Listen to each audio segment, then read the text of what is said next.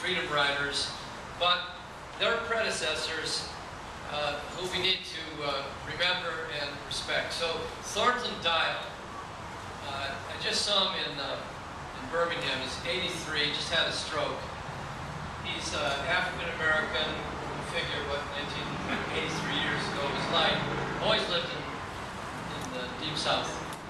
And he's illiterate. He can't read or write.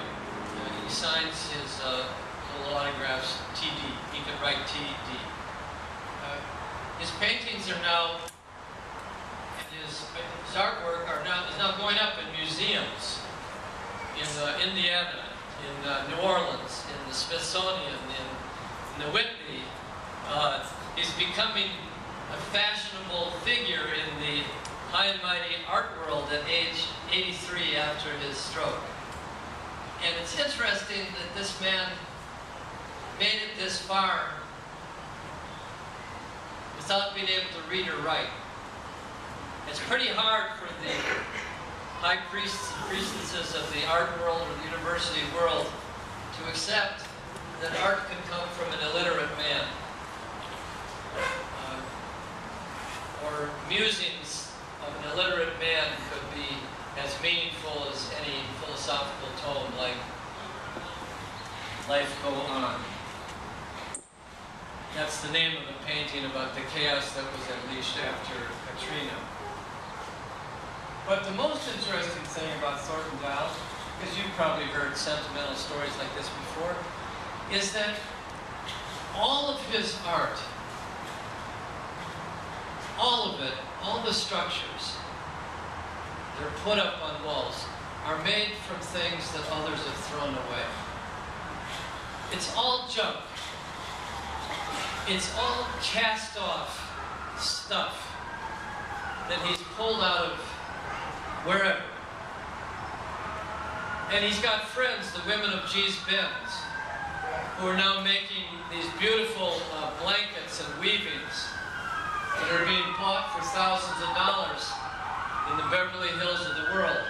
All of their work, these women who are immediate descendants of slaves in G. Ben, Alabama, all of their blankets and weavings are made out of castaway cloth.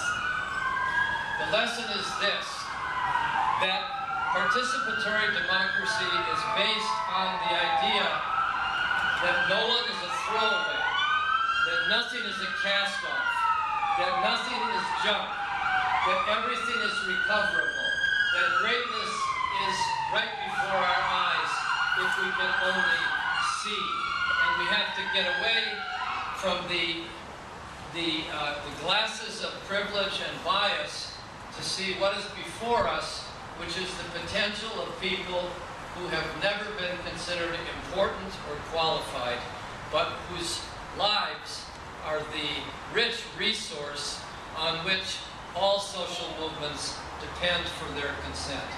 And that's what democracy depends on as well. That is really the most important lesson of the 50 years that I've spent thinking about this theory. It is not a theory. It is really, if there were no theorists among us, no writers among us, the demand to participate would arise from the breasts and chests and voices of people who have to participate to simply express their pain, their suffering, and their dignity. Thanks very, very much. Progression, natural evolution of what people... To answer questions very, very quickly. The answer to that one is... That's a hard one.